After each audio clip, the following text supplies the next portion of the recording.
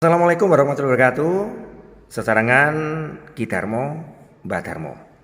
Soho njakong bareng kalian Abah Somad, Kaji Comat, Kaji Jawa, yo Kaji Mekah. Wong Jawa ojo lali Jawani. Nah, di mana bumi kita pijak, langit kita junjung. Ndi papan bangunane awake dhewe kudu melok hukume adate adat istiadat. Bangsa yang besar, bangsa yang menghargai jasa-jasa leluhurnya. Assalamualaikum, Abah. Waalaikumsalam warahmatullahi wabarakatuh. Sehat nggih, Pak? Alhamdulillah sehat. Nggih. Mari loro setahun dadakno awake sik sehat. Alhamdulillah cek konjungture anak putu. Jadi ngeten istilahnya lahir jodoh rezeki pasti. Itu kan sing duwe Gusti. Ngeten iki berarti pun istilahnya suatu perjalanan, suatu ujian awake dhewe diuji rasane lara ya apa tambah syukur napa mboten kan. Ya kudu dinikmati pancene kok olehe kok. Nggih. Ya wong nyata tapi durung teko janjine. Nggih. Ngono lho. Durung Nek pesti. durung teko janjine, durung teko pestine. Insyaallah ya mbok sing duweni urip nek ngekeki sarana wong kabeh ku nek krana sababiyah ya mesti ana ae sing penting uripe usaha ikhtiar. Ikhtiar iku ya njaluk karo keyakinane dhewe. Lek perkara tombo kadang teko ya mbok teko godhongan, mbok teko telek paribasane ya mbok teko endut iku insyaallah mbok iku mek gawe sababiyah. Sing penting ku nomor 1 kuncine ku yakin nek sing duwe urip iku ana ngono lho. Dadi ainul yakin. Abdullah Fikri. Dadi kudu hakul yakin aja ainul yakin. Nek yakin iku ero nek barang iku wis ana tapi durung ro kenyataan, urung ro asal usule. Mulai tembung jare yo. Nah, tembung ora yakin iku ana pancene ana nek ainul yakin iku tembung jare. Nek hakul yakin ana sak hakul yakin iku ro sak nyatane, ro prosese, ro asal usule, ro lungguhe iku hakul yakin. Ngono lho. Satu contoh, mosok nek jempolan iki nek wis yakin kate diarani sikil. Ya kan ora mungkin. Satu contoh iki lho ana plastik mosok kate diarani pacul. Lah wong riyakane sesuai karo sipate. Ngono lho. Sipate kaya lek sipate ban iku bunder ya bunder mosok ana ban kate loncong kan ra mungkin. Kendut-kendut. Lah ya ngono iku. Engko lek ana ban loncong nek ditumpahi kendaraane ya pating gronjal ora penak. Lho, mamula wong Jawa iku kudu ngerti Jawane. Jawa iku apa sih sakjane? Lah niku sampean jelasno, kanca-kanca rek nom cek ngerti. Jawa iku duduk tulisan, Nggih. duduk bangsa, duduk perilaku, duduk negara, duduk tanah, duduk Jawa iki sakjane menungso iki nek gak kanggonan Jawa duduk menungso iku diarani iku wis nek cara anu gampangane wis mali mayit ngene lho. Jawa iku jiwa. Jiwa dadi siji. Lah, hawa iki sing dadi siji marang Jawa. Menungso lek gak kanggonan hawa iku mati. Sing apa diarani jarene ana salat daim, sing disedot ditokno rino kelawan wengi tanpa pedhot-pedhot iku apa? Iku lak hawa ta. Tapi apa gelem ngakoni. Lah nek gak gelem ngakon, sing iso nganakno perbedaan ya ndek kono iku. Lek jare ndek dalang ana gapura ginapura iku lho. Lah ana lawang cilik, lawang gedhe sing jaga iki. Lah sing iso ngrasakno kan iku. Oh, iki rasane kok ngene, iki rasane kok ngene, iki rasane kok asli kok ngene lho. Iku baru ero nang keningane. Tapi ojo mung ketipu teko kono iku. Senajan iku wis ngono, senajan iku wis ngono jare iku nanging dudu iku.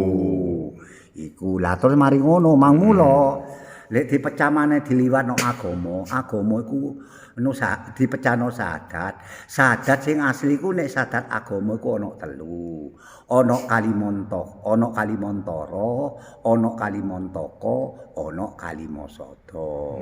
Nek Kalimantara ku sadate wong Tibet jare wong kuno biyen. Lek ana Kalimantaka ku sahadate wong India, wong Hindu. Lho nek Kalimasada iku sahadate wong Jawa, ya iki sing tembus saiki jare ana kalima sahadat iku. Ana mamula ana sahadat tauhid, ana sahadat rasul. Lah ngrumangsanono awake dhewe iki rasul. Dadi perintah sing duweni urip. Lah nek lakune teko endi? Nah, teko karep. Teko karepe nandi. Lah karepe nandi. Satu contoh tak kayak ngene sing penak. Awakmu kados satu contoh. Aku kate nanding pacul, Mbah. Lah awakmu cerita ngono. Lah sik nanding iku awakmu karepe dhisik apa pacule dhisik? Karep. Ya karep. Lah, terus mari ngono, gawe tandingan berupa pring, berupa kayu, iku nyipta jenenge. Ya. Nah, karep nyiptakaken. Nah, terus mari ngono seta wis jatuh iku baru awakmu iso ngrasakno oh iki tak gawe macul, tak gawe sengkreng-sengkreng dik pekarangan iki penak iki ngene. Lho, iku sakjane ngono, mamula kudu sakjane nalar iku karsa cipta rasa. Dudu cipta rasa karsa. Cek karsa cipta rasa dadi karepe dhisik. Lah nek jarene basa Arab, nek jarene basa ulama kuno iku diarani sirullah, sir dhisik. Sir iku padha mek karep iki krentek-krenteke ati. Terus mari ngono, ndek anune ku ndek lakune cipta niku gelem anyiptakaken ngene lho. Ah, gelem anyiptakaken seta wis mari wis penak baru iso ngrasakno rasane oh tak gawe sengkreng-sengkreng paculku kok penak anuku kok penak lho sakjane ngono mamula kabeh ku kudu teliti supaya ora tumpang sari supaya ora tumpang su padha mbek wong mlaku nek wong mlaku beranjalan karo iki krikil karo iki watu ya nubruk ngono lho mamula dadi wong tuwek kok gampang. Nah, gampang ya angel. Nek jarene wong kuno pendhita ngepeno barang sing nyata, toton barang kang utama kan ngono. Tapi durung mesti. Laire kaya emas tapi jerone kaya endut. Lah, angur njabane kaya endut tapi jerone ana mutiarane. Satu contoh padha mek ngene tak kei. Tak kei contoh. Satu contoh awakmu iku sing situk piring isi jajan lah sing situk WC adahe taek lho cara awakmu milih ku milih sing ndi lah nek milih jajan kasarane milih emas nah tapi nek jerone taek ya ora apik lah lho seta dibedah lho kok mambu taek lho wah opo iki ya wong emas apike ngene kok mambu taek lho. Tapi mutiara lho, mutiara ono apa wis ana mutiarane. Iku ditirakati wong aja maneh diketok-ketokno. Diketokno ya dirampok. Wong ana jerone WC ditirakati. Mamula bergaul karo sapa ae aja ndelok blegeragane, delok intisarine prilakune imane sing nganggo dasare atine kang wening. Ngono lho dadi ora sak wiya-wiya. Durung mesti kadang wong sing kaya ketok gething nang awakmu, sayang nang awakmu, kadang sing ketok apik nang awakmu. Dadi setan ana jerone atimu. Iku mamula mlaku sak tindak hati-hati. Hati-hati oleh pergaulan, luwe-luwe oleh bebrayan. Cek dadi contone anak putu sing apik. Besok anak putune awake dhewe iki supaya nemoni kamulyan. Saiki arek-arek kaya arek-arek saiki wis nemu kasuwargan. Nek jamanku biyen, jaman riyo-riyo ngene be iya ana wong tuwek mbelek pitik kenyan pucuk sewiwi kuwi pokoke duduhe akeh wis seneng. Lah saiki panganan ora kepangan wis beruah-beruah. Mamula saiki iku wis jamane jaman swarga, jamane elektronik, tapi kan mek swargane mriki. papat. Ngene lho. Suwargane atine durung pitu nek atine gak kesurang-surang sebabe wis akeh sing bujuki. Lah wong-wong saiki iki akeh sekolah nang Badugel tapi ora gelem sekolah nang padha menungsane sak nyatane teko ucap alam kalamullah saanane. Lah ucap iki alam kalamullah. Coba aku ngucap iki cekelen kenek disaut ora kenek. Lah ya iku. Lah mamula kabeh kudu hati-hati. Mamula awakmu sok bergaul, sok nemokno manten, sok nemu apa, bergaul karo wong sembarang kalir. Donyamu dek ndek mburi aja diketokno. Tapi perilakumu, adabmu, budi pekertimu dek ndek ngarep.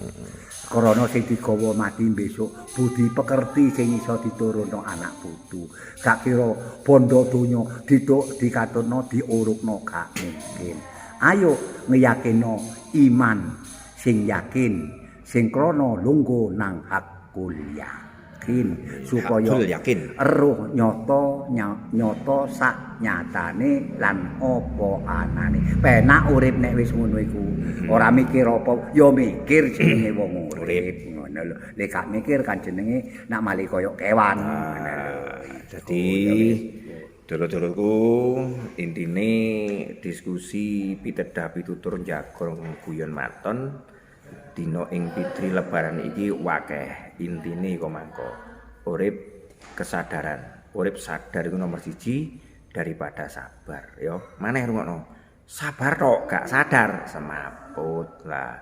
Tentang sadar tentang keimanan swarga lan neraka. Swarga ora usah ngenteni ben lek awake bali marang Gusti Kang Maha Kuwasa. Ayo diciptakno swarga neraka iso dirasakno saiki. Nandur apik bakal ngunduh pakarti kang becik. Nandur ala bakal ketemu wahyune sirna wis kena apa-apa ana ing alam dunya. Tetep sadar diri, sadar posisi, manungsa mung iso nyuwun marang Gusti Kang Akarya Jagat, Gusti Kang Maha Suci, Nur Ilahi. Lah manut tatanan tuntunan agama Islam, Nur Muhammad baginda Nabi Muhammad Rasulillah sallallahu alaihi wasallam. Ngobrol bareng wak kaji Jawa, wak kaji Arab, wong Jawa ojo lali Jawane.